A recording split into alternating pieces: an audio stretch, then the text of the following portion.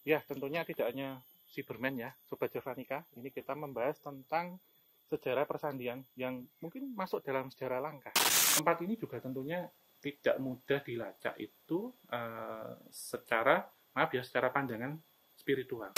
Semakin sulit tempat itu untuk jangkau, makin semakin aman. Seperti ada satu energi ataupun satu hal yang mengarahkan kita, gitu. Karena kecerobohanmu itu tidak berbahaya hanya untuk dirimu, tapi untuk semua, untuk negara. Kondisi darurat Indonesia pada zaman dulu kala rupanya juga terjadi pada saat ini. Meskipun dalam dimensi yang berbeda dan juga lebih kompleks. Indonesia saat ini darurat keamanan siber.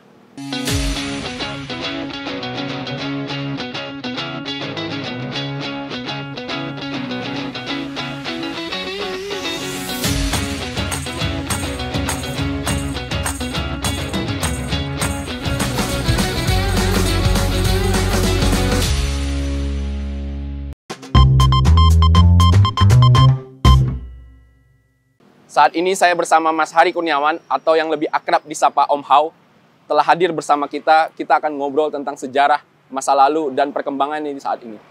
Apa kabar Om Hao? Baik, sehat. Gimana? Bagaimana? Alhamdulillah sehat. Sibuk apa sekarang nih Mas? Sibuk bekerja sama lagi nyusun tesis. Mas, kita ngomong tentang bagaimana ruang siber di Indonesia. Kalau dulu kita ngomong tentang jejak-jejak persandian. Jejak-jejak persandian yang dibawa oleh salah satunya yang kita kenal dengan nama Rubiono Kertopati. Nah, saat ini kita menyebutnya adalah transformasi digitalnya tumbuh namun literasinya tidak tumbuh dengan baik. Sehingga apa yang terjadi saat ini itu juga mempunyai kilas balik terhadap sejarah di masa lalu. Pada masa lalu ketika agresi militer Belanda kedua, semua radio itu sifatnya terbuka. Informasi dikuasai dan diketahui oleh banyak orang. Sehingga pada saat itu ada kode sandi dalam menyampaikan pesan yang disampaikan oleh banyak orang kepada berbagai daerah. Itu yang paling penting. Bagaimana Om Hao melihat itu?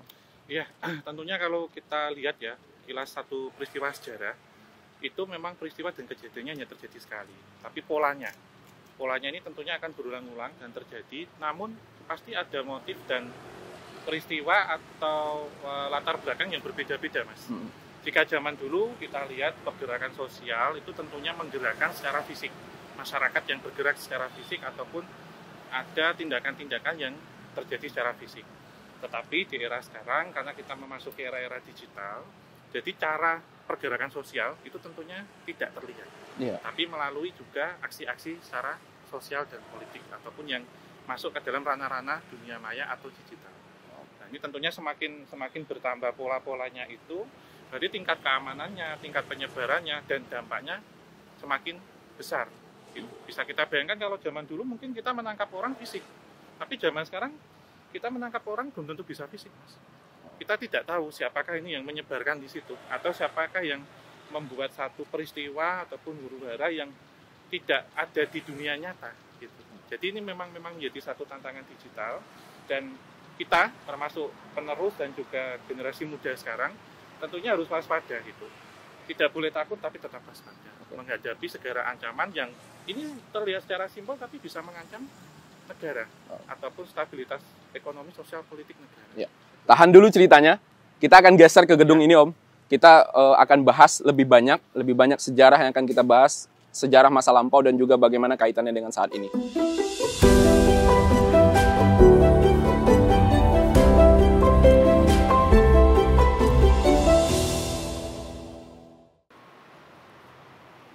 Halo, selamat pagi. Apa kabar? Pagi, Mas. Kabar baik. Terima kasih, Mas. Sama-sama. Mas Setio, Kepala Museum Sandi. Museum ini memberikan wahana literasi, edukasi kepada masyarakat tentang sejarah persandian dan juga bisa memberikan informasi banyak kepada masyarakat bagaimana sejarah saat ini dan juga transformasi digital yang tumbuh. Mungkin Mas Setio bisa cerita sedikit bagaimana sejarah gedung ini dan Museum Sandi ini, Bang. Oh ya, jadi memang ini salah satu gedung dulu yang dibangun saat berdirinya New Week, gitu kan. Jadi termasuk gedung-gedung awal, gitu. Dan kemudian setelah kemerdekaan sempat digunakan juga sebagai kantor Kementerian Luar Negeri. Jadi kalau teman-teman kemudian pemirsa semua kenal Bapak Haji Agus Salim, beliau salah satu kantornya pernah di kantor ini yang sekarang menjadi Museum Sandi begitu. Dulu memang Persandian berasal dari Kementerian Pertahanan. Nah, lokasi Kementerian Pertahanan kurang lebih sekitar mungkin 20 meter, 30 meter di utaranya Museum Sandi. Ya, jadi kalau pemirsa mau berkunjung ke Jogja, ya bisa lah gitu kan, mampir ke tempat-tempat yang ada di wilayah Kota Baru. Begitu. Karena sejarahnya memang banyak tempat-tempat di Kota Baru itu memiliki nilai historis terhadap berdirinya Persandian. Ya. Ada yang termasuk salah satunya Museum Sandi. Kemudian ada juga monumen Stana Paroksarta Bakti atau yang kita singkat monumen Sanapati. Nah, kemudian juga ada beberapa tempat-tempat lain yang memang wilayahnya masuk di Newwick Kota Baru. Nah, nanti silahkan mungkin Om Hao atau Mas Jubir bisa berkunjung ke tempat-tempat tersebut gitu. Om Hao, kalau kita ngomongin tentang sejarah masa lalu, nah ini kan gedung punya sejarah ataupun histori yang sangat luar biasa. Seperti yang dijelasin oleh Mas Setio tadi, kita bisa melihat ada jejak-jejak perjuangan, ada jejak-jejak langkah. Kalau Om Hao melihatnya gedung ini seperti apa? Ya, ini tadi kan disebutkan di sini adalah kawasan Kota Baru ya. Memang pada masa itu adalah Newwick atau memang satu daerah yang kawasan ini sangat tertata dan modern di masanya. Dan kawasan ini dibangun di awal abad ke-20 dengan sistem secara teknik ataupun sistem tempat tinggal itu yang sudah canggih dan modern. Ya, gitu. Pada saat itu. Makanya ada tempat olahraga gitu kan. Jalan udah dua arah, udah ada boulevard. Kita berbicara sejarah masa lalu, lokasi ini menjadi salah satu lokasi yang sangat maju pada saat itu. Iya. Dan kita lihat lokasinya juga strategis.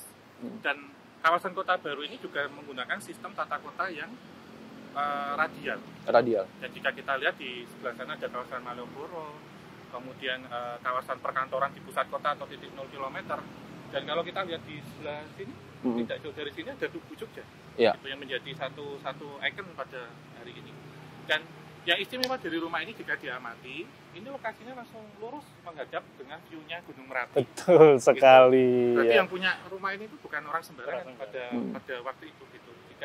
Jika kita lihat dari beberapa literatur, kita mempelajari dari beberapa buku-buku ya, yang menghuni di sini tentunya orang-orang yang memiliki strata tinggi, selain orang Belanda gitu. Tadi Mas Setio singgung selain bangunan ini kita juga punya Museum Sanapati dan lain-lain. Itu mungkin bisa cerita sedikit, Mas? Ya, baik. Jadi dulu memang berdirinya Persandian di wilayah Kota Baru juga, itu di utaranya lokasi kita saat ini. Kemudian setelah itu mendapatkan sebuah rumah gitu kan yang lokasinya juga di wilayah Kota Baru. Nah, ini di depannya sekarang dibangun monumen Sanapati. Itu untuk memperingati dulu berdirinya Persandian di situ begitu. Kemudian habis itu pindah dapat kantor yang lebih besar lagi di Jalan Batavanawarsa nomor 32. Kalau dulu di Batavanawarsa, sekarang sudah tidak ada nama jalan itu. Itu kan menjadi Jalan Idewa Nyoman Oka. Itu juga di sebelah barat, mungkin jadi kalau keluar dari Museum Sandi ke kiri itu nanti menemukan bangunan itu. Dan yang menarik dari bangunan yang terakhir di Batavanawarsa 32 itu dulu saat agresi militer Belanda kedua itu diserang, termasuk jadi ibaratnya sasaran serangan saat itu, karena saat itu agresi militer dan sedang membakar dokumen para sandiwan itu jadi sasaran serangan. Akhirnya harus berpindah ke arah barat, perjalanan ke arah barat ke wilayah Dekso. Nah, di sana merencanakan strategi baru. Jadi di wilayah nanti ke Kulon Progo di arah baratnya Yogyakarta itu banyak tempat-tempat bersejarah juga Pak Jubir terkait dengan Persandian. Nanti tempat-tempat yang tadi disinggung oleh Mas Setio kita akan bahas lebih lanjut, Om Hao. Kita akan ngomongin tentang sejarahnya dan bagaimana korelasinya terhadap zaman hingga saat ini, sejarah-sejarah tersebut. Mas Setio, terima kasih kita sudah disambut di gedung ini. Sampai ketemu lagi. Lagi. Silakan. Terima kasih.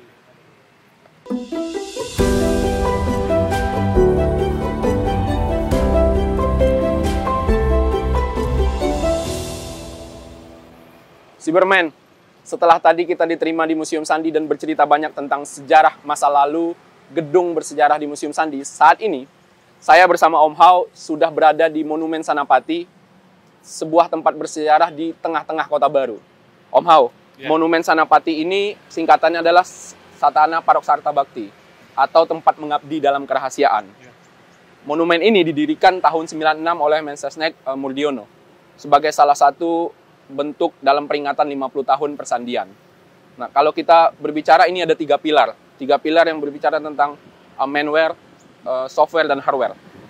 Yang menariknya adalah zaman dulu, tempat ini, Kota Baru, menjadi basisnya Belanda. Yeah. Setelah itu dibangun Monumen Sanapati di tengah-tengah basis tersebut.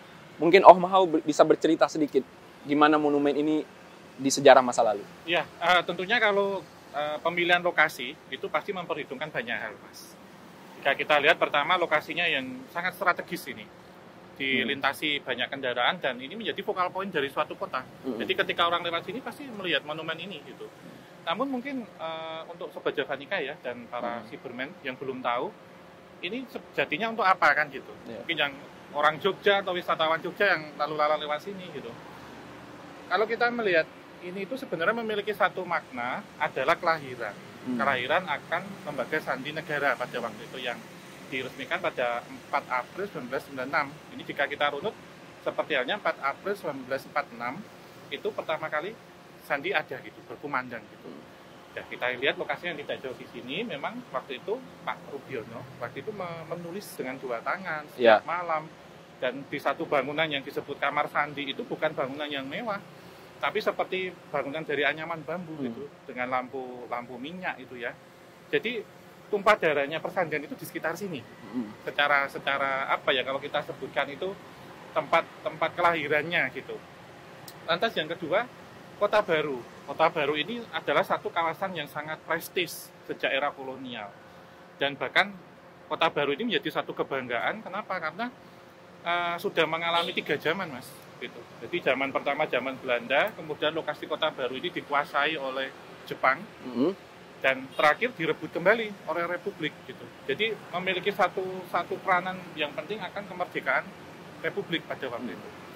Nah, Kota Baru ini juga kemudian menjadi selain tadi keberadaan dari kawasan ataupun tempat awal mula sandi itu terlahir, kantor-kantor besar yang berasal dari pemindahan Republik ya, ibu kota Republik dari Jakarta ke Jogja yang pada tanggal 3 hingga 4 Januari tahun 46 itu hampir 12 ataupun semua dari departemen-departemen negara itu berkantor di sini. Dan beberapa kantor juga darurat. Sehingga saat dipilih pendirian di sini itu juga memberikan satu rasa atau menumbuhkan rasa kebanggaan. Karena sejak terjadinya agresi, kemudian terjadinya perang pasca perang kemerdekaan, itu kan kebanyakan dari warga dan masyarakat negara waktu itu sudah menyaksikan ataupun mereka sudah tidak ada rasa bangga ataupun sudah luntur rasa kepercayaannya, terutama terhadap tentara pada waktu itu dan terhadap pejabat pemerintah. Jadi saat kemudian peran dari sandi waktu itu yang membantu pemerintah dan juga membantu tentara waktu itu bisa merebut kembali Republik dari ancaman pendudukan militer Belanda, kemudian rasa bangga itu timbul lagi sehingga diwujudkan monumen ini. Nah, kalau kita ngomongin sejarah, pada saat itu ada sebuah sejarah ataupun sebuah kisah di mana ada kepercayaan dari pemimpin negara untuk memberikan mandat kepada Rubiono Kertopati dalam menjalankan persandian. Ada gerakan jaga ruang siber, gerakan nasional yang mungkin juga butuh kepercayaan, butuh keberpihakan dari pemimpin Republik saat ini. Bagaimana ini bisa menjadi sebuah gerakan nasional agar semua stakeholder, kalau pada zaman Lem Sanek itu semua orang ini menjadi sebuah monumen kebersamaan. Om Hao melihatnya seperti apa? Ya, tentunya kan kalau kita lihat di zaman pergerakan nasional dan bahkan zaman ini ya, agresi pada waktu itu, TNI dan juga pemerintah itu tentunya mendapatkan dukungan dari banyak masyarakat ataupun golongan, termasuk sandiman-sandiman yang waktu itu direkrut dari orang yang nggak tahu apa-apa, tapi mereka memiliki satu jiwa patriotik ya, di mana satu hal yang ceroboh itu bisa mengancam negara gitu. Jika ini kita runut, kita tarik pada masa sekarang, pergerakan sosial itu tentunya sangat jauh berbeda ya. Jika dulu kita ke lapangan memanggul senjata, kita turun langsung ke medan perang. Hari ini untuk medan perang kita nggak kelihatan, Mas. Gitu. Jadi medan perang kita itu ada di dunia cyber, di dunia maya gitu. Jadi apa yang bisa kita lakukan adalah kita peran aktif peran aktif salah satunya menjaga kerahasiaan diri kita sendiri. Jadi monumen ini memberikan gambaran terhadap jiwa patriotis. Gitu. Kata kuncinya di jiwa patriotisme. Iya, karena ada 3 unsur tadi ya, seperti brandware, malware, dan juga software. Nah, ini jika kita lihat di masa lampau, ternyata para telek sandi ya atau sandiman waktu itu tidak hanya semua berpihak kepada Republik, tapi ada juga yang berpihak kepada Belanda. Jadi makna integritas patriotis itu tercermin dalam ini. Sebenarnya perangnya sama, cuma tempatnya berbeda dan butuh juga dukungan dari pemimpin Republik. Kalau saat itu ada dukungan, ada kepercayaan yang diberikan kepada Pak Rubiono Kertopati, sekarang BSSN juga butuh untuk menginisiasi gerakan jaga ruang siber. Kita akan cerita banyak nanti setelah ini. Jangan kemana-mana, tetap ikuti cerita saya bersama Om Hao. Setelah ini kita akan berbicara banyak tentang sejarah di lokasi yang berbeda.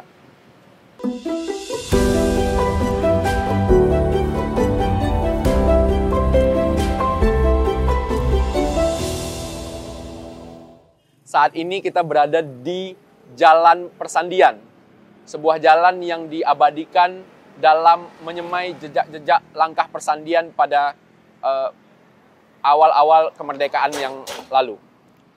Om Hao, ini adalah salah satu dulu, kalau kita berbicara sejarah, di sini dulu dibangun pos perimeter yang dibangun agar orang bisa masuk ke dalam Bukit Menoreh Kulon Progo, itu harus diperiksa dulu. Menjadi salah satu perimeter yang dibangun untuk keamanan dalam persandian. Mungkin kita geser ke sini, Om. Kita sebelah sini, Mas.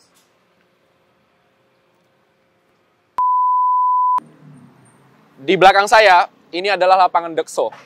Om Hao, tadi kita berbicara tentang titik poin di mana dibangun sebuah perimeter keamanan agar setiap orang masuk ke daerah ini itu bisa diperiksa dan tidak menimbulkan konflik ataupun informasinya tidak bocor. Nah, mungkin Om Hao bisa bercerita sedikit di lapangan Dekso ini bagaimana sejarah masa lalu sehingga kita bisa tahu bagaimana kejadian pada saat itu. Iya, tentunya ketika di daerah Kota Baru ya, waktu itu sudah terdengar tentang militer Belanda yang hampir menguasai, bahkan waktu agresi di daerah Maguwo yang waktu itu sudah ada pendaratan yang hampir menguasai kota. Tentunya tidak akan mudah ketika banyak militer berjuang ataupun rakyat sipil yang ikut membantu ya dalam hal ini itu ke arah timur. Karena sudah dikuasai atau dikepung oleh militer Belanda pada waktu itu, termasuk di wilayah selatan dan juga utara. Utara tentunya ada ketutup Gunung Merapi juga yang ini cukup susah. Ke selatan pun ada laut gitu. Dipilih di daerah barat gitu. Di daerah barat ini tentunya banyak sekali pertimbangan. Salah satu daerah yang sama sekali belum diduduki secara utuh ya, secara kesemuanya. Kemudian tentunya akan ke sini itu melintasi jalan yang tidak mudah.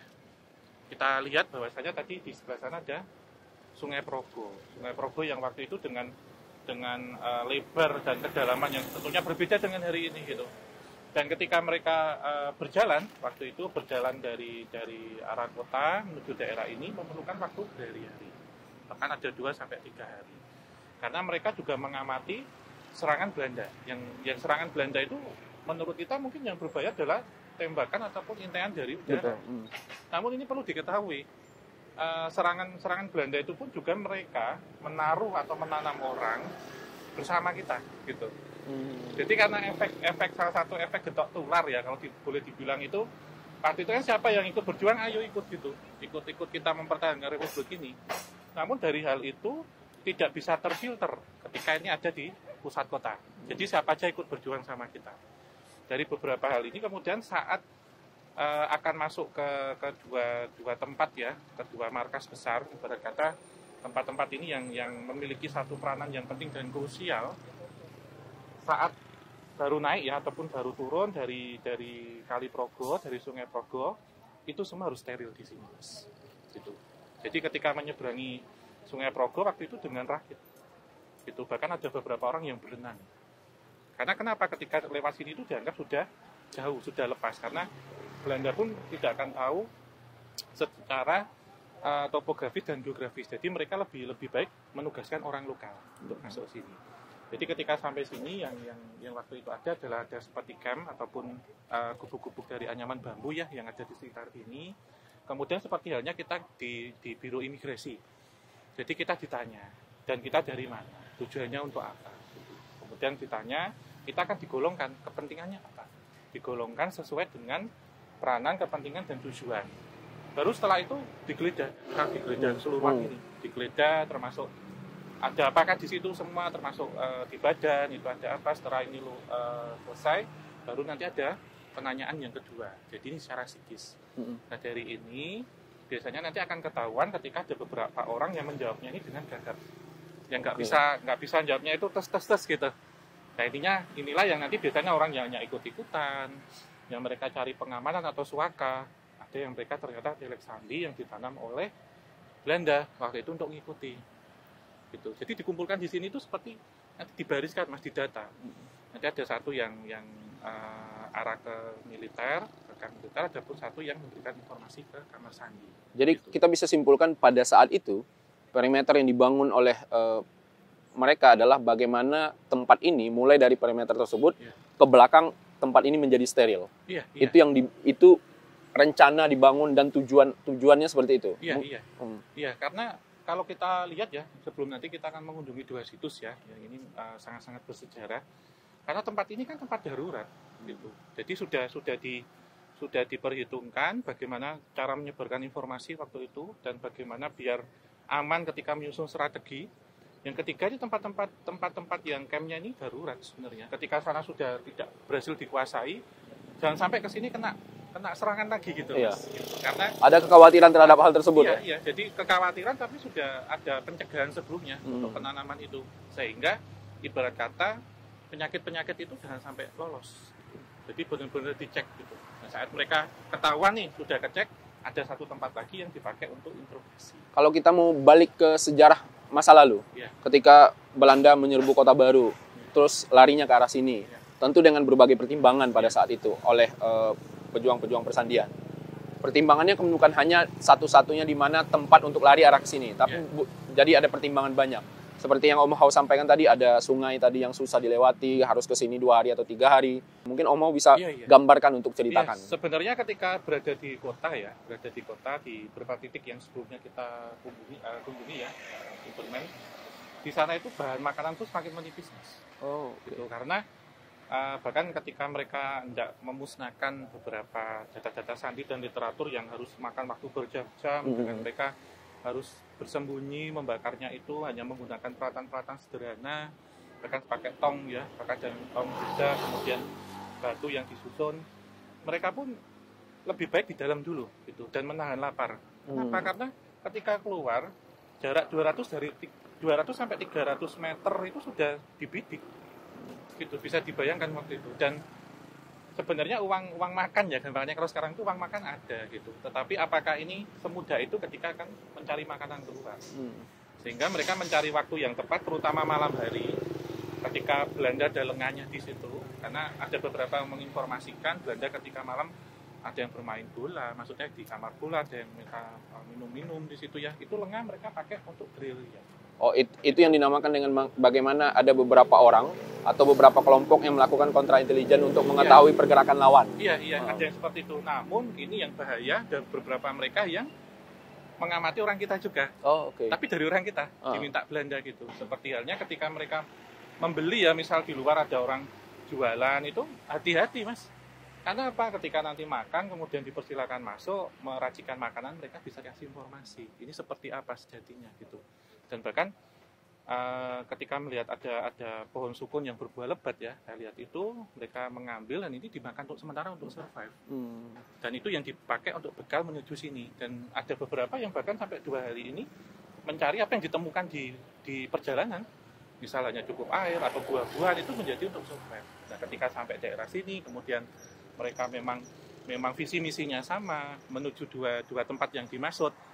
Ini juga sebenarnya ada konsolidasi dan juga koordinasi dari masyarakat setempat. Jadi ada seperti dapur umum gitu. Jadi terbebas secara sementara gitu Mas. Jadi mencari satu perlindungan yang ini benar-benar aman, kita satu visi satu misi, dan bagaimana informasi ini biar cepat tersampaikan gitu. Karena dari tempat ini nanti yang akan kita kunjungi berikutnya, informasi tidak hanya disampaikan di sekitaran Jogja, tapi bahkan keluar Jawa dan juga keluar.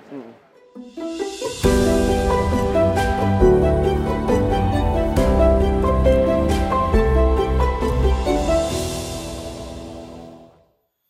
kita sudah berada di rumah Banaran, Om Hao. Jadi rumah Banaran ini adalah rumah yang dijaga pada saat itu. Makanya tadi ketika kita berbicara tentang perimeter di depan, inilah perimeter itu dibangun gunanya untuk ini. Agar tidak sembarang orang bisa mengunjungi rumah Banaran. Nah, Kolonel TB Simatupang pada saat itu, kurang lebih 6 bulan, dari tahun 49, Januari sampai Juni atau Juli 49, Kolonel TB Simatupang berada di rumah ini. Dalam rangka untuk melakukan berbagai bentuk informasi dalam sandi. Jadi Kolonel TB Simatupang sebagai pemimpin tertinggi pada saat itu sudah memerintahkan, sudah ada keberpihakan, sudah ada semacam kepercayaan bahwa informasi-informasi yang diberikan harus berbentuk sandi karena melihat bagaimana urgensi pada saat itu, gimana informasi kita bisa aman, gimana sih kejadian pada saat itu sehingga kita bisa memaknai apa yang terjadi sejarahnya. Ya, tentunya memilih lokasi ini itu tidak asal dan sembarangan, ya. Yang menjadi satu pertimbangan, tempat ini selain jauh dari bidikan musuh dan sudah steril, juga tempat ini sangat mudah untuk mendapatkan inspirasi, terutama strategi perang, dan juga bagaimana mengolah data yang sudah ada untuk keberlangsungan berikutnya seperti apa. Karena ketika di hari ataupun malam-malam tertentu, strategi itu dimatangkan di sini, Mas. Gitu. Dan kebutuhan secara logistik itu juga sangat-sangat terpenuhi di tempat ini. Karena sebenarnya hal yang dibangun di sini adalah sinergi antara tentara juga dengan warga. Itu yang paling penting. Sebab dari dua hal ini, menurut kita semuanya pejuang juga, termasuk warga-warga lokal ya, yang di sini adalah seperti saya lihat ada perempuan-perempuan muda dan juga ibu-ibu. Itu menyiapkan dan juga memberikan hasil-hasil bumi, apapun yang ada, itu untuk keperluan logistik. Karena hal ini paling penting. Jadi ketika orang itu sudah kecukupan ya secara makanan, berpikirnya bisa jernih. Ditambah lagi lokasinya yang bening. Gitu. Tempat ini juga saya lihat sebagai tempat untuk pelatihan militer. Jadi yang bergabung ataupun yang bersinergi di sini, militer-militer itu juga dibentuk dari beberapa remaja yang waktu itu memiliki semangat, tapi tidak tahu cara berperang seperti apa. Jadi tempat kita berdiri di depan ini tuh barisan-barisan anak-anak muda, Mas, waktu itu bersemangat gitu. Latihan-latihan perang, bagaimana mereka survive, bagaimana mereka menggunakan senjata gitu ya. Hal ini juga tentunya menjadi satu hubungan ya dengan masa sekarang. Kalau zaman itu anak-anak muda berjuang dengan piranti senjata api misalkan. Hari ini dengan gadget kita masing-masing. Gitu. Bagaimana kita berjuang di dunia cyber gitu. Jadi perperangan itu bisa ada secara cyber kalau sekarang gitu. Kalau zaman dulu kan secara fisik ya, gitu. Secara fisik gitu. Dan ini juga menumbuhkan kembali rasa kepercayaan warga ataupun rakyat pada waktu itu dengan pemerintah dan juga dengan tentara gitu. Jadi Om Hao ingin menyebut pada saat itu setelah berpindah ke rumah Banaran ini ya, ada dukungan dari warga lokal. Iya, sangat terdukung sekali gitu. Menarik Om Hao. Jadi nanti kita akan bahas lebih lanjut. Kita akan kunjungi rumah Banaran ini. Kita akan bahas di dalam beberapa sejarah yang mungkin nanti Om Hao bisa bercerita kepada Cyberman di podcast kali ini. Ya, tentunya tidak hanya Cyberman ya, Sobat Javanika. Ini kita membahas tentang sejarah persandian yang mungkin masuk dalam sejarah langka. Ya. Dan mungkin akan tercengang ya ketika dulu kita sekolah, peran kemerdekaan ataupun perang mengembalikan Indonesia seperti apa, itu tidak ada di catatan ataupun buku sejarah. Ya. Sobat Javanika, ikuti kami penelusuran sejarah kalau untuk hari ini. Ya, ini Om, ini rumah Banaran, ini teras depannya. Terus kita masuk ke dalam, nanti mungkin Om mau bisa bercerita. Sehingga saya dan juga Cyberman tahu bagaimana sih cerita asli dari rumah Banaran pada masa itu. Ya, jadi ini ruang utama, Mas. Kalau kita melihat di sini, itu sebenarnya banyak orang yang datang ke sini itu membawa apa yang dia bawa, maksudnya laporannya. Jadi ada orang yang menggunakan tas, di situ ada data-data sandinya yang akan disampaikan. Ibarat kata lebih terseleksi ketika di sini. Jadi orang-orang penting ataupun yang memiliki kepentingan. Jadi kalau dirasa bahwa cukup di terasnya cukup di teras saja. Jadi iya. kalau merasa bahwa ada informasi-informasi penting akan dimasukkan lagi. Akan dimasukkan ke dalam. Yang dimaksud orang penting di sini yang memiliki kepentingan. Bahkan hanya warga aja, bukan yang memiliki pangkat ya waktu itu diperizinkan. Gitu. Bahkan ada yang dari kesatuan perang itu hanya ngawal cukup di situ. Sampai di depan aja. Yang bawa senjata. Jadi bukan orang penting, tapi yang memiliki kepentingan apa sih yang dibawa ke sini gitu. Ini 24 jam, hampir 24 jam tempat ini dipakai karena data itu tentunya datang tidak ada waktu, maksudnya tidak ada jadwal yang pas. Gitu. Tidak mengenal waktu. Tengah malam pun yang penting bahwa itu data penting pasti akan diterima oleh Kolonel Tibu Simatupang. Kemudian tidak ada kondisi cuaca, berarti ya hujan, panas ataupun apa semuanya di sini mas. Yeah. Dan berdasarkan fotorama ataupun data literatur ya. Itu memang terkadang ada meja, ketika ada satu meja besar, ada seperti peta, ada bidik ya, yang untuk diarahkan, kemudian oleh para pemimpin ini mengatur strategi perang militer. Ini yang pertama di sini. Selain itu, mereka juga mendiskusikan bagaimana langkah-langkah yang tepat dari beberapa informasi yang diterima dari bawah.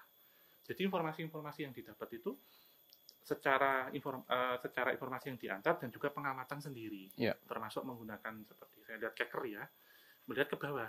Karena ini kan posisi pas di atas. Jadi waktu kita perjalanan ke sini ya, Cyberman dan Baja Vanica tadi, memang posisi di bawah itu sangat mudah diamati di sini. Selain itu ada juga yang seperti surat kabar tentang berita-berita, terus radio berita yang didengarkan setiap hari gitu. Jadi ada radio yang diputar, kemudian mereka mendengarkan bagaimana kabar update-nya seperti apa, termasuk seperti radiogram kalau tidak salah ya. Jadi informasi-informasi yang dikirimkan dari jarak jauh gitu. Setelah data itu dianalisis bersama, didiskusikan bersama, kemudian dicari kesimpulan ini seperti apa, kita masuk ke ruang beliau. Iya. Ya, ini ada ruangan Kolonel Tiba Simatupang pada saat itu. Ya, jadi kalau yang di sini tentunya yang memiliki kepentingan militer, Mas. Oh iya. Yang tentunya yang sudah tidak sembarang orang akan diterima kalau di ruangan beliau. Yang tentunya sudah expert dalam bidangnya gitu. Kalau yang ini kan memiliki kepentingan. Nah, di sini yang boleh dibilang ya sudah ini eksekusinya mau bagaimana gitu. Selain beliau memang didampingi oleh seseorang yang menjadi ini ya kurir ya. Kurir kepercayaannya untuk dari satu tempat di rumah dukuh ya untuk dibawa ke rumah bandaran ini gitu. Ketika kita berkunjung ke sini nampak tilas melihat bagaimana jejak-jejak pejuang persandian pada saat itu, Homo mungkin bisa cerita bahwa tadi kita di depan ada beberapa kategori orang yang akan diterima, informasinya seperti apa. Terus mungkin ini juga ruangan yang punya histori ataupun sejarah yang luar biasa. Karena Kolonel Tiba Simatupang pada saat itu yang menjabat sebagai Wakil Kepala Staf Angkatan Perang Kedua. Nah, itu juga pasti punya banyak cerita tersendiri di sini. Ruangan yang mungkin punya sejarah yang luar biasa. Mungkin Om Hao bisa gambarkan kepada Cyberman apa sih sebenarnya yang terjadi di ruangan ini pada saat itu selama 6 bulan kalau nanti tentunya ruangan ini satu ruang yang sangat-sangat rahasia ya. Ketika kita melihat ke depan itu tidak kemudian dibayangkan di situ banyak tentara berlalu lalang, bukan Mas. Ini rumah warga sebenarnya. Rumah warga dengan aktivitas harian warga. Jadi bahkan orang sangat tidak tahu di sini itu sebenarnya ada agenda apa. Ada kegiatan apa gitu atau kegiatan-kegiatan yang intelijen dan lain-lain. Jadi ketika dari luar orang melihat ini rumah biasa saja, rumah warga gitu. Iya, karena hal ini juga menjadi satu pertimbangan bahwa tadi yang sudah dilaksanakan checkpoint di lapangan Dekso tadi pasti masih ada yang lolos. 1-2 pasti masih ada. Sehingga ketika sampai di desa ini, tempat mana yang ditempati oleh Pak Tibi Simatupang itu nggak tahu, Mas, gitu. Itu dan beliau ketika ada satu pikiran-pikiran pelik ya, yang mungkin harus butuh waktu. Biasanya nanti beberapa staf ataupun yang membantu beliau itu keluar dulu. Jadi beliau kemudian harus berpikir dengan suguhan-suguhan seperti hanya singkong rebus gitu ya, yang diberikan warga itu selalu ditaruh di sini. Dan beliau menghadapnya ke arah sana. Dia mencari satu inspirasi, mencari win-win solution lah, cara-cara yang gampang gimana sambil menikmati hidangan itu. Setelah itu selesai, selalu memberikan kode masuk seperti ini, baru masuk. Jadi bahkan untuk menikmati makanan pun ada kodenya. Iya. Gitu. Jadi seolah-olah aktivitas harian, Mas. Nggak ada aktivitas militer. Dibuat senatural mungkin pada saat itu. Ya, walaupun itu misal di depan ada aktivitas latihan perang, itu ketika ini segala kesimpulan ataupun langkah yang akan diambil itu sudah fix. Oke. Ya, baru misalkan ini misal jumlah prajuritnya masih kurang, kemudian apakah ada warga ataupun pemuda yang mau membantu, itu nanti. Tapi dalam penyusunan itu bahkan subuh, dini hari, pagi hari, itu sesuai dengan aktivitas warga. Dan bahkan ketika awal-awal beliau ke sini, nggak ada yang tahu ini beliau siapa. Oh, awal-awal bahkan warga tidak tahu beliau siapa. Iya, jadi ketika itu sudah diceritakan, ternyata masalah, tentunya informasi itu akan berbeda dengan hari ini ya. Saat dibawa ada kabar, hari ini pun kita sosmed scroll udah ketemu. Zaman itu butuh berhari-hari. Zaman itu butuh berhari-hari ya. Bahkan di bawah ketika ada agresi, mungkin tidak semua orang itu tahu gitu yang ada di sini. Sehingga saat ini kemudian dikomunikasikan dengan pemilik dan warga, mereka sangat support, Mas. Mereka sangat support untuk mendukung Republik ini tidak kembali diduduki oleh Belanda. Dengan cara apa salah satunya? Dengan cara mereka memberikan semua hasil bumi. Nah, di sini tidak jauh ada dapurnya. Ya.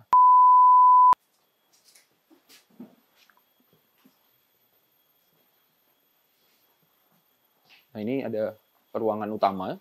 Setelah itu ruangan kerja. Setelah ini ada dapur. Ini bentuk waktu itu ya. Jadi masih ada gantungan-gantungan jagung waktu itu, dan makanan-makanan yang disembunyikan ditaruh sebelah sini.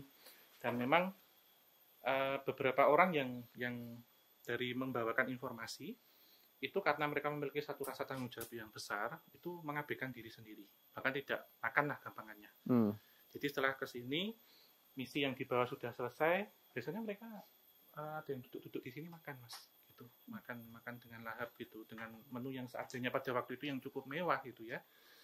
Dan memang saya melihat rasa tanggung jawab, kejujuran, dan juga rasa yang percaya diri termasuk teliti, itu yang sangat dipegang oleh para sandiman pada waktu itu.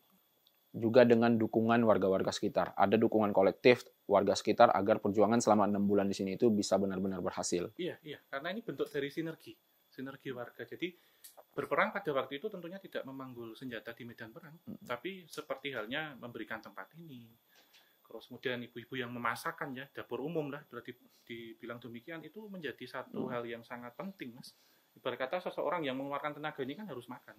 Iya. Gitu. Dan ini sebelumnya kita bahas tadi, perjalanan mereka dari kota menuju sini itu tentunya dengan bekal seadanya, bahkan makanan yang semenemukannya mereka di jalan gitu.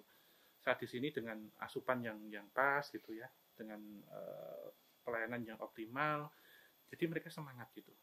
Dan satu lagi, Mas, tempat ini juga tentunya tidak mudah dilacak itu secara pandangan spiritual gitu, karena ada beberapa pejuang ataupun warga di sini itu yang menaruh beberapa pusaka untuk pegangan, untuk bawaan di rumah ini. Iya, sehingga waktu itu ketika keluar Belanda sempat bingung, ini kenapa ketika saya menghadapi seseorang ini Belanda nggak segarang itu.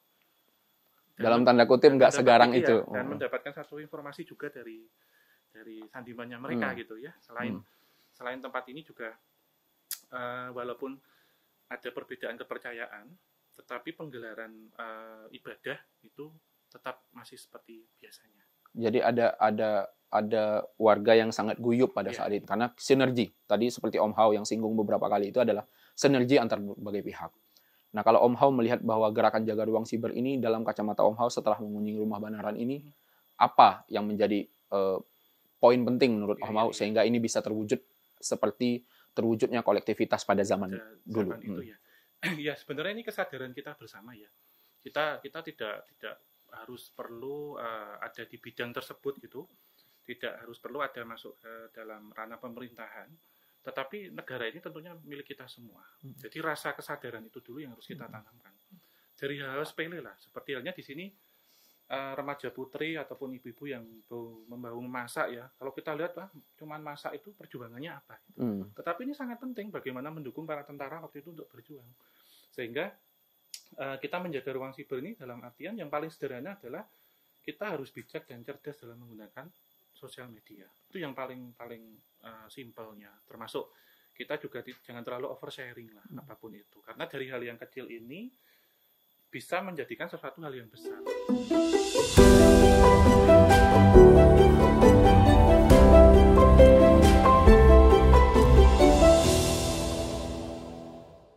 Kali ini saya dan Om Hao berada di rumah Sandi Dukuh, di mana ini adalah tempat sandiman dalam melakukan berbagai kegiatan persandian. Nanti kita akan berbicara banyak dan ngomongin sejarah bersama Om Hao, apa saja kegiatan pada saat itu, sehingga kita bisa melakukan ataupun mengetahui bagaimana kegiatan-kegiatan sejarah di masa lampau yang dilakukan oleh sandiman. Om Hao, sedikit sebelum kita masuk ke dalam. Mungkin nanti Om Hao bisa bercerita bahwa bagaimana rumah ini dulu dibangun dan suasana pada saat itu, sejarah secara singkat dulu sebelum kita masuk ke dalam. Ya, tentunya ini tidak jauh beda dengan rumah Bandaran ya yang tadi kita kunjungi. Kita lihat juga medannya tidak jauh beda gitu. Namun di tempat ini para sandiman sebenarnya banyak yang mengalami proses atau pembentukan, penguatan karakter juga. Selain juga pengolahan data, kemudian bagaimana itu dipresentasikan, kemudian dikirimkan. Yang seru menurut saya pengirimannya, proses-proses pengirimannya ini, Mas, karena tentunya ada para sandiman yang terlatih, namun ada juga sandiman yang partikelir lah gampangnya disebut demikian. Gitu. Jadi yang partikelir ini kenapa kemudian direkrut, karena mereka yang tidak tahu apa-apa tentang hal ini dan juga minim dicurigai oleh musuh atau Belanda pada waktu itu. Karena banyak sekali kemudian orang Belanda yang militer Belanda ataupun pasukan Belanda yang sudah tahu lokasi ini sebenarnya. Dan mereka melakukan sweeping itu bahkan sampai ke desa-desa. Mencari orang-orang yang diduga tentara, militer, ataupun orang-orang sandi ini terutama. Sehingga waktu itu ketika ditugaskan ataupun beberapa orang sandi yang bersifat partikelir ini tentunya bisa mengkamuflasekan hal itu. Gitu. Jadi di tempat ini memang menjadi satu tempat yang darurat ya, darurat waktu itu untuk penyusunan sandi dan untuk meneruskan kabar-kabar berita itu. Karena apa? Dari tempat ini kemudian dunia tahu bahwa Indonesia ini masih baik-baik saja. Saya mengajak Om Hao untuk mengunjungi rumah Sandi Dukuh. Tujuannya adalah mungkin nanti Om Hao bisa bercerita tentang berbagai ruangan yang ada rumah Sandi Dukuh dan membawa kita dalam memaknai dan merasakan bagaimana sejarah pada masa saat itu. Ya. Yang di awal-awal bagaimana sandiman bekerja di sini dan kita bisa melihat perjuangan-perjuangan yang dilakukan oleh sandiman dan beberapa tokoh-tokoh persandian pada saat itu. Mungkin kita mulai dari ruangan ini. Mungkin Om bisa bercerita apa yang terjadi pada saat itu. Iya, walaupun ini beberapa barang itu kan replika ya Mas ya, tidak satu barang yang bersamaan dengan peristiwa itu, tapi lebih merasa ke aura. Ya, mungkin Mas Rian juga merasakan hal yang sama ya ketika kita masuk di sini. Dan ini berbeda dengan rumah Bandaran yang tadi sudah kita kunjungi. Kalau di sini lebih rahasia lagi gitu. Dan aktivitas pemilik asli itu nyamur itu menjadi satu dengan aktivitas sandi yang ada di sini. Jadi di depan ini masih dipakai oleh pemilik pada waktu itu, dan segala aktivitas yang ada di sini itu bahkan warga sekitar ada beberapa yang tidak tahu itu. Dan seperti yang tadi kita buka ya sebelum kita masuk, para petugas sandi, sandiman-sandiman pada waktu itu ketika mereka sudah menyampaikan misinya ya. Karena misi ini yang disampaikan ada yang berhasil, ada yang gagal. Berhasil itu tentunya sampai ke penerima. Gagal ketika si penerima ini ternyata bukan, ataupun tidak bertemu. Resikonya apa ketika tidak bertemu ataupun tidak tersampaikan, beritanya harus dibawa pulang lagi. Ya, harus dibawa pulang lagi, nanti ada kebijakan semisal itu harus dimusnahkan, harus dihilangkan, ataupun apa. Dalam menempuh ataupun menuju satu daerah, kita ketahui daerah ini kan berbukit-bukit, melintasi sungai yang panjang, bahaya yang mengancam, dan cuaca yang tidak menentu pada waktu itu. Saat mereka sudah sampai rumah ini, tugasnya sudah terlaksana, beberapa kemudian beristirahat di sini, Mas. Ya. Ini menjadi tempat peristirahatan? Iya. Jadi ketika mereka mengolah ya, memperoleh, kemudian memonitoring, dan itu beberapa tidur-tiduran di sini. Tapi tidur di sini pun tentunya tidak tidur yang nyenyak. Masih kepikiran gitu. Jadi hanya hanya melepas lelah gitu. Jadi ada beberapa yang kemudian bersandar di sini, kemudian ada yang coba-coba ini merecap lagi atau mengecek lagi, karena salah satu syarat seorang sandiman itu adalah ketelitian. Gitu. Karena kecerobohanmu itu tidak berbahaya hanya untuk dirimu, tapi untuk semua, untuk negara gitu. Bahkan tempat ini juga dijadikan tempat istirahatnya kurir, melakukan monitoring berita. Bahkan pada zaman dulu sudah ada monitoring berita loh. Iya, termasuk bagaimana mereka menyaring dan menyesuaikan. Berita-berita ini tentunya yang masuk banyak ya, gitu. Walaupun mungkin hoax nggak sebanyak sekarang gitu ya, tapi mereka mencoba untuk teliti dan tidak ceroboh gitu. Sebelum ketika mereka sudah selesai dalam menyediakan, memonitoring itu, mereka kemudian menyusun lagi, Mas, disusun di sekitaran tempat ini gitu. Kalau kita lihat ada peta jejaring komunikasi. Iya. Nah, di sini digambarkan dengan jelas bagaimana peta jejaring komunikasi. Kalau kita mau lihat bagaimana ini dari Tulungagung, ini ada sampai ke Australia, terus ada perwakilan Republik Indonesia di New Delhi dan PBB. Jadi ada peta yang cukup menggambarkan bagaimana lalu lintas informasi pada saat itu. Iya, tentunya saat militer Belanda melakukan agresi, baik agresi pertama dan agresi kedua, hal ini tentunya juga memicu dan membuat kekhawatiran bagi banyak masyarakat pada waktu itu. Dan kalau sebelumnya sudah kita bahas, ada rasa kepercayaan sudah menurun, dunia pun juga merasa Indonesia itu belum ada pada waktu itu. Jadi dari data-data sandi mentah ya, kalau saya sebut di sini itu masih mentah, masih belum diolah, kemudian harus menunggu satu monitoring, kemudian harus tunggu ini dibikin sistematis sebelum kemudian dikirimkan ke pemancar, salah satunya yang ada di Pelayan. Gitu. Kemudian dari Pelayan diteruskan ke beberapa tempat, salah satunya di PDRI yang ada di Sumatera Barat. Jadi kalau seandainya kita lihat jalur peta ini kan ada warna merah dan warna orange, Om. Jadi ada jalur estafet pengiriman informasi, berita resmi, dan ada hubungan komunikasi radio. Nah, ini tergambar dari Pelayan Yogyakarta hingga ke New Delhi dan PBB pada saat itu di tahun 48 dan 49. Ini menunjukkan betapa pentingnya alur komunikasi yang bersifat rahasia yang dilakukan oleh sandiman-sandiman pada saat itu. Iya, karena memang Presiden Soekarno waktu itu sudah mempersiapkan yang ada di Sumatera Barat itu sebagai antisipasi. Tapi karena beliau visioner ya, Presiden Soekarno itu visioner, mereka pun sudah mempersiapkan di New Delhi melalui kedutaan, embassy-nya pada waktu itu. Karena informasi ini tentunya saat dari Sumatera Barat ke Aceh, kemudian ke Rangun atau Myanmar ya sekarang, kemudian ke New Delhi, langsung tembus ke yang ada di Dewan PBB mewakili itu, memberikan informasi bahwa Indonesia ini masih ada. Sehingga memperjuangkan itu pun di internasional. Jadi bisa dibayangkan, Mas, seandainya ini terputus, tidak terus itu, dunia pun tidak akan mengakui. Dan satu hal lagi ya, banyaknya sandiman-sandiman yang waktu itu bekerja dengan sukarela, beberapa yang tadi partikelir ya. Saya melihat juga anak-anak kecil juga dimanfaatkan untuk hal ini. Jadi boleh dibilang anak-anak yang belum akil balik ya, yang belum kitan waktu itu. Jadi sehingga tidak dicurigai oleh musuh pada saat itu. Iya, dan mereka masih polos gitu. Ini kita kalau kita ke ruangan belakang nih, Om. Iya. Ini ada yang menarik sebenarnya di ruangan belakang ini, bagaimana ini dipersiapkan oleh sandiman pada saat itu sebagai tempat untuk jaga-jaga. Iya, seandainya ada bahaya mengancam ya. Sehingga mereka bisa keluar melalui jalur belakang ini.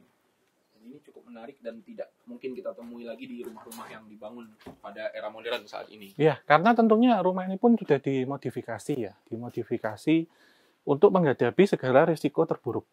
Jadi menurut saya menjadi seorang sandiman itu tidak memikirkan hanya berita yang bersifat rahasia, itu ditransmisikan, tetapi menjaga kerahasiaannya itu dan juga informannya, sandimannya gitu. Karena kan ketika ketangkap orang dengan banyak pertimbangan loh, Mas, ini. Saat ketangkap kemudian diinterogasi bisa cerita, bisa macam-macam gitu, ataupun bisa membocorkan. Jadi hal-hal yang dianggap itu tidak akan terpikirkan ya, itu justru sudah diantisipasi. Salah satunya bagaimana untuk meloloskan diri. Ini tanah asli. Tanah asli rumah Sandi Dukuh, di mana kita bisa melihat bahwa ini menjadi salah satu peninggalan sejarah pada saat itu. Kalau kita lihat lantainya sekarang sudah digubah, jadi ini sebagai pengingat sejarah agar siapapun yang berkunjung ke sini bisa mengetahui bahwa ini loh ternyata tanah aslinya. Ya, ini jadi salah satu bentuk langkah konservasi ya. Ini mungkin dibayangkan Sobat Javanica dan para Cybermen ya. Kalau zaman dahulu tidak seperti ini. Ini jadi bentuk dari langkah konservasi, bawahnya itu masih tanah. Jadi rumah ini masih berlantai tanah pada waktu itu.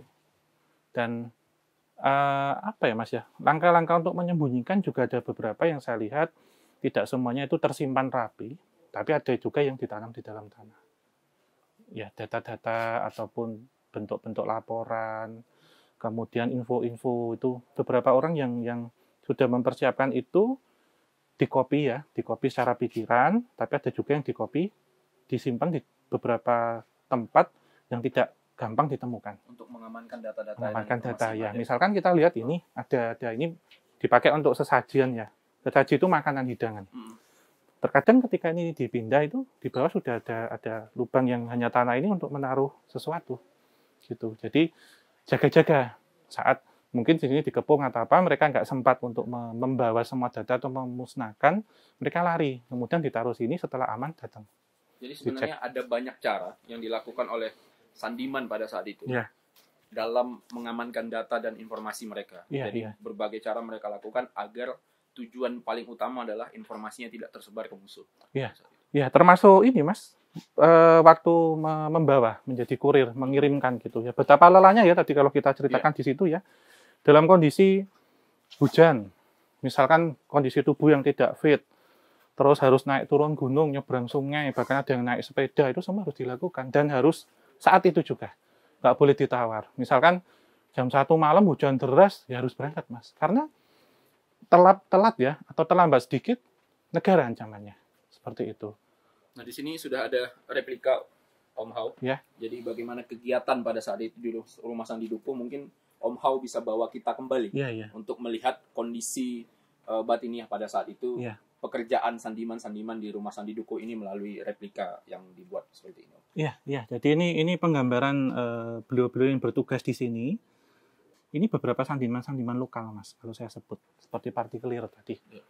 Yang mereka juga kadang info itu tahu ataupun benar-benar mengenal teman-teman dekat yang sudah dikasih kode tertentu. Karena waktu itu Belanda pun juga menggalakkan ya atau memberikan tugas ya atau sandiman-sandiman yang bekerja untuk orang Belanda. Bahkan misal contohnya kayak kita ini kan kenalan baik ya, teman baik. Bisa Mas ada di kubu Belanda, saya di kubu Republik gitu. Jadi terkadang kita harus jaga lisan dan omongan perkataan. Istilah keceplosan tuh kalau sekarang mungkin sesuatu hal yang biasa diceritakan, waktu itu nggak boleh. Gitu karena ketika ini sampai luar ya atau keceplosan, ya negara yang menjadi ancaman gitu. Jadi bisa kita lihat ini beberapa orang mengantarkan informasi gitu, membawa ataupun mengirim gitu keluar masuk gitu, diolahnya di sini gitu Mas. Cybermen, nanti kita akan ngobrol lebih jauh lagi bersama Om Hao dan membingkai semua peristiwa, membingkai semua sejarah dari tempat-tempat yang tadi kita kunjungi bersama Om Hao. Tetap di Podkamsimas, podcast keamanan siber untuk masyarakat. Ya. Cybermen, setelah tadi kita mengunjungi berbagai tempat dan bercerita tentang sejarah bersama Om Hao, seperti Museum Sandi, Monumen Sanapati, Rumah Banaran, dan Rumah Sandi Dukuh ini, kita akan kembali menjahit dan membingkai semua peristiwa yang tadi disampaikan oleh Om Hao secara lengkap. Jadi obrolan kali ini Om Hao, kita ingin melihat dan bagaimana Om Hao bisa menyampaikan kepada Cybermen bahwa cerita yang kita rangkai dari kunjungan ke berbagai tempat tadi bisa menjadi sebuah cerita sejarah yang bisa diambil sebuah peran, diambil sebuah intisari dari nilai sejarah pada saat itu. Mungkin Om Hao bisa bercerita sejenak apa yang Om Hao lihat yang tadi mungkin tidak tersampaikan pada saat kita melakukan kunjungan ke berbagai tempat. Ya, tentunya begini ya, para pejuang kita dahulu ya, kita di sini yang tentara, militer, sipil, atau para sandimannya. Ada beberapa yang mereka juga memiliki ataupun membawa hal-hal yang berkaitan dengan spiritual.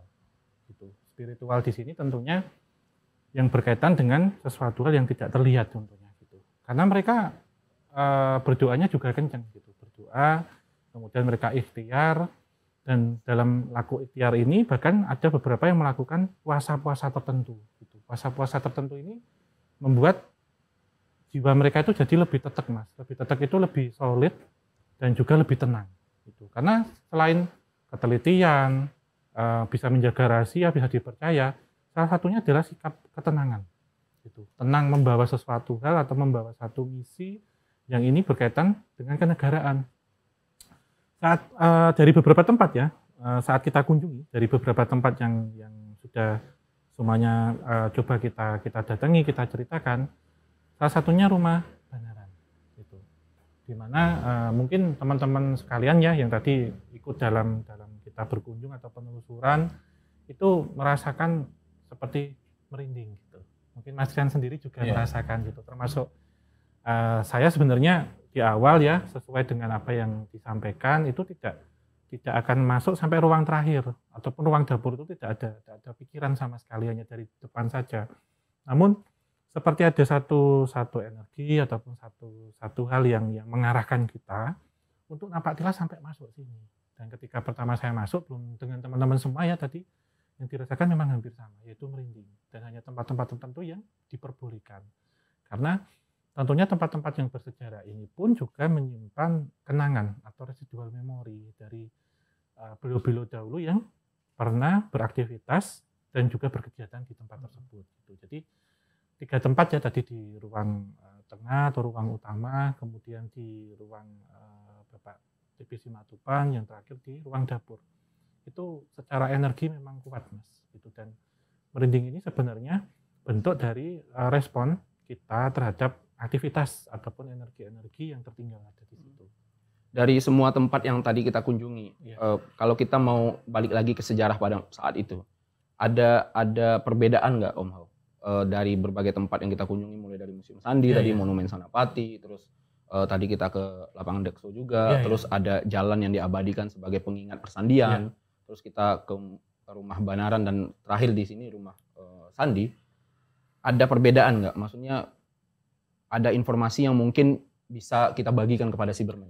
Ya, tentunya kalau perbedaan secara fisik jelas sangat ketara ya pada hari ini, tapi perbedaan timeline waktu ataupun sejarah, energi itu tidak ada perbedaan sama sekali, Mas. Semuanya hampir sama dengan apa yang terjadi di masa lampau. Jadi sebenarnya dari proses kita nampak tilas ya, sejak dibuka atau dimulai di Museum Sandi, kemudian di Monumen Sanapati, di Lapangan Dekso, kemudian di Rumah Banaran sampai di Rumah Dukuh ini, itu adalah bentuk dari kita menapaki kembali. Kita merasakan bagaimana waktu itu proses saat ketika agresi militer itu sudah sampai kota. Gitu. Jadi perpindahan ini yang kita rasakan, walaupun kita napak tilas tidak langsung di jalannya gitu ya, tetapi di tempatnya. Gitu. Sehingga sejarah ini tentunya ataupun kisah itu berantai dari yang paling awal sampai yang paling akhir. Sehingga tempat ini kenapa yang paling akhir, karena ini menjadi satu tempat darurat untuk penyusunan dan penyampaian sandi pada waktu itu, sebelum kemudian diteruskan salah satunya ke daerah Pelayan di Gunung Kidul. Yang tadi sempat kita lihat di peta ya, Coba Javanica dan Sandiman dan Cyberman gitu. Jadi saat penyebaran itu, tempat inilah yang mengolah ketika di daerah kota baru itu sudah tidak aman, sudah cukup berbahaya. Berarti sesuatu hal yang bisa kita petik adalah saat kita ada amanah, ada tugas, apapun kejadian di situ, meskipun itu bencana, perang, ancaman kejahatan ataupun nyawa, semua misi ataupun semua tugas itu harus selesai bagaimanapun caranya. Dan kita berikhtiar, kemudian insya Allah jika kita berikhtiar itu pasti ada jalan gitu. Dengan tekanan yang begitu kuat pada waktu itu, tapi jalan itu selalu ada. Kalau tadi Om Hao bercerita bagaimana rangkaian kisah dari tempat-tempat yang kita kunjungi. Kalau kita flashback ke masa lalu, banyak cerita yang tadi Om Hao sampaikan. Nah, kalau kita berbicara tentang masa saat ini, ada beberapa peristiwa yang mungkin mirip. Nah, bagaimana BSSN yang tadi saya sampaikan di awal sedang melakukan gerakan inisiasi jaga ruang siber yang diharapkan menjadi sebuah gerakan nasional. Tidak hanya menjadi gerakan yang dibangun oleh BSSN sendiri, tapi juga menjadi salah satu gerakan bersama di antar kementerian lembaga, di antara pemerintah dan stakeholder, di antara masyarakat juga sebagai titik poin yang paling penting dari menjaga keamanan digital. Keamanan siber itu perlu jaga bersama.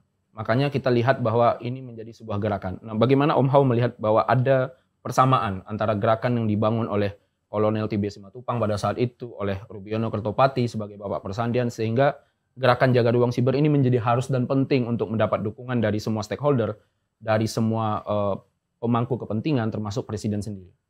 Iya, tentunya bentuk perjuangan ini sama, tapi situasinya berbeda, Mas. Gitu. Jika kita kembali dalam 70 hingga 75 tahun yang lalu, perjuangan itu ataupun langkah yang ditempuh dalam kondisi perang secara fisik. Kita melihat perang itu seperti apa, musuh kita siapa itu terlihat, Mas. Gitu. Dan ancaman kita pun langsung terjadi pada waktu itu. Mungkin jika ceroboh ataupun tidak bisa menyelesaikan satu masalah, nyawa jadi taruhannya. Pada hari itu juga kasarannya demikian. Namun ketika 75 tahun berlalu ya, seperti sekarang, perang ini tentunya sudah ada di ranah yang berbeda. Sudah ada dalam dunia digital, dalam sosial media, kemudian dalam dunia maya ataupun ruang cyber. Yang ruang cyber ini tentunya ada tidak terdefinisi, sangat luas gitu. Kalau perang ini kan hanya misalkan terjadi di sekitaran daerah istimewa Yogyakarta saja, misalnya dari kota ini sampai ke Kulon Progo gitu ya. Kalau yang terjadi sekarang itu luas, dimanapun bisa terjadi. Tentunya dengan segala risiko saat kita kemudian tidak bisa pandai ya, ataupun tidak bisa bijak dalam menggunakan atau memanfaatkan ruang cyber itu, bahaya itu tidak hanya pada diri kita, tetapi juga mengancam bangsa dan negara. Seperti kasus-kasus selama ini yang sudah kita temui. Jadi secara khusus bahwa Om Hao melihat ini penting menjadi sebuah gerakan nasional. Iya, menjadi satu gerakan nasional di mana jika pada masa lampau pergerakan nasional ataupun pergerakan sosial itu dapat digerakkan dengan menghadirkan manusia secara fisik. Gitu. Pada zaman sekarang pergerakan sosial ini bisa digerakkan di ruang cyber. Seperti halnya aktivitas-aktivitas yang di sini menggunakan buzzer ya untuk menyerang sesuatu hal, ataupun untuk menyebarkan berita-berita yang kebenarannya masih dipertanyakan atau berita hoax ya contohnya, ataupun fitnah, ataupun juga ujaran kebencian, kemudian masuknya paham-paham radikal itu. Jadi kita perjuangannya justru lebih mudah zaman sekarang karena bisa dilakukan dimanapun, kapanpun, saat situasi apapun ya, walaupun kita hanya tinggal rebahan mainin gadget gitu ya. Kalau zaman dulu kita harus turun ke lapangan gitu. Tetapi bahayanya tentunya berbeda. Kalau waktu itu hanya ya 4-5 tahun ya. Kalau sekarang efek ini mungkin akan menjadi satu efek domino jika ini tidak berhati-hati ya. Mungkin dalam waktu sekarang tidak akan terasa, tapi 10 tahun, 20 tahun lagi peristiwanya akan lebih besar, Mas. Karena menggunakan cyber gitu. Ya. Ataupun menggunakan perang di dunia digital yang kita tidak tahu siapakah itu yang menggerakkan begitu. Jadi pergerakan sosial yang bisa bergerak di ruang cyber itu justru lebih berbahaya daripada pergerakan secara nyata. Mumpung kita ke Yogyakarta, ya. Jadi kita siapkan ada beberapa makanan khas lokal yang mungkin bisa Om Hao cicipi.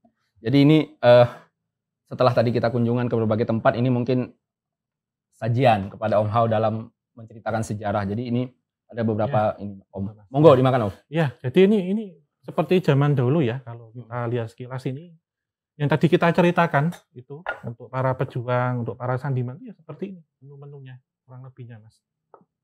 Yang waktu itu dimasak dengan sederhana tapi dengan rasa kebersamaan.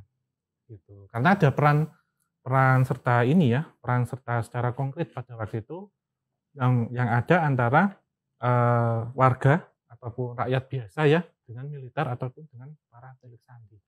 Nah, ini sebenarnya sinergi yang harus kita perlukan pada masa sekarang. Jadi kita tidak harus menunggu kita dari kalangan apa, kita bekerja di mana, kita memiliki keterampilan apa. Kita cukup melatih diri kita. Kita cukup mendidik dari diri kita agar bisa bersama-sama bersinergi dengan pemerintah dalam hal ini seperti halnya dalam ruang lingkup BSSN-nya. Ya. Dengan seperti ini, jaga ruang cyber. Jadi kita mulai dari menjaga sosmed kita. Kita cerdaslah dalam menggunakan sosial media. Dengan ini informasi yang semula sebenarnya ini tidak bisa kita semua sharingkan, itu bisa kita simpan dulu. Dari hal-hal kecil seperti inilah. untuk menjaga ruang cyber kita. Jadi kata kuncinya, kalau saya bisa menyimpulkan bahwa Om Hao tadi menyinggung banyak hal, kata kuncinya adalah bagaimana kita menjaga kolaborasi, menjaga sinergitas antar pemangku kepentingan. Sehingga apa yang menjadi sebuah kesepakatan bersama di tataran atas bisa menjadi sebuah gerakan bersama juga di kalangan bawah. Iya, karena ini perlu satu pergerakan sosial di ruang cyber ya, boleh dibilang demikian. Karena kita ketahui waktu itu jika ada rasa ketidakpercayaan atau keraguan-raguan yang terjadi di masyarakat tentang peristiwa agresi ya, jika kita lihat pada masa lalu, peristiwa agresi yang ternyata ini masih bisa dikuasai, bahkan para pemimpin bangsa yang ditawan misalkan atau diasingkan, kemudian yang tentara yang waktu itu bisa ditekuk mundur gitu ya. Namun kemudian ini bisa bangkit lagi, bisa memberikan kabar di dunia internasional bahwa Indonesia ini masih ada, itu dari sinergi warga gitu Mas, warga yang ada di sekitar daerah ini. Jika itu tidak ada sinergi, kita tidak tahu nasib kita hari ini seperti apa pada waktu itu. Tadi kita udah ngomongin ini Om, udah ngomongin kita kulik banyak sejarah dari berbagai tempat yang kita kunjungi. Kita juga sudah singgung beberapa kali tentang Gerakan Nasional Jaga Ruang Siber. Kalau saya ingin bertanya kepada Om Hao, sebenarnya makna dari Jaga Ruang Siber itu menurut pendapat Om Hao sendiri? Iya, menurut saya seperti dengan namanya ya, menjaga ruang cyber itu berarti kita bersama-sama di sini menjadi satu ya, bersinergi dengan pemerintah terutama kita mengamankan data-data ataupun hal-hal yang berkaitan dengan dunia cyber itu seperti apa. Karena kita hampir setiap saat pada zaman sekarang itu kita sangat bersinggungan sekali dengan hal-hal yang berkaitan dengan cyber gitu Mas. Jadi ya seperti tadi sudah kita bicarakan berulang kali ya, kita mulai dari data diri kita sendiri.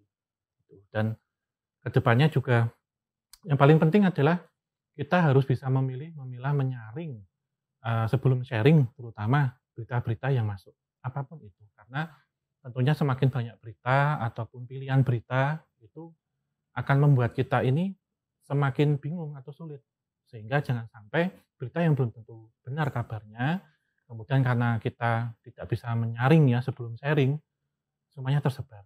Sehingga ini bisa mengganggu hanya stabilitas politik, tapi masyarakat, sosial, ekonomi, dan macam-macam. Sebelum menutup Om Hao, Ya. Kita ingin Om Hao untuk mengimbau kepada generasi muda dalam rangka kampanye Gerakan Nasional Jaga Ruang Siber, himbauan ataupun pesan dari Om Hao terhadap generasi muda saat ini.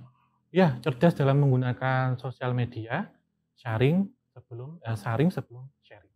Itu paling penting dan utama. Karena kita ada di ruang siber tentunya mendatangkan satu sisi positif, tapi hati-hati banyak juga sisi negatifnya.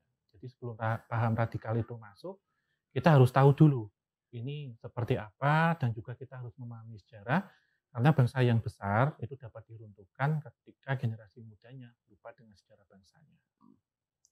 Oke, Om Hao, terima kasih banyak sudah sama-sama bercerita tentang sejarah jejak-jejak persandian.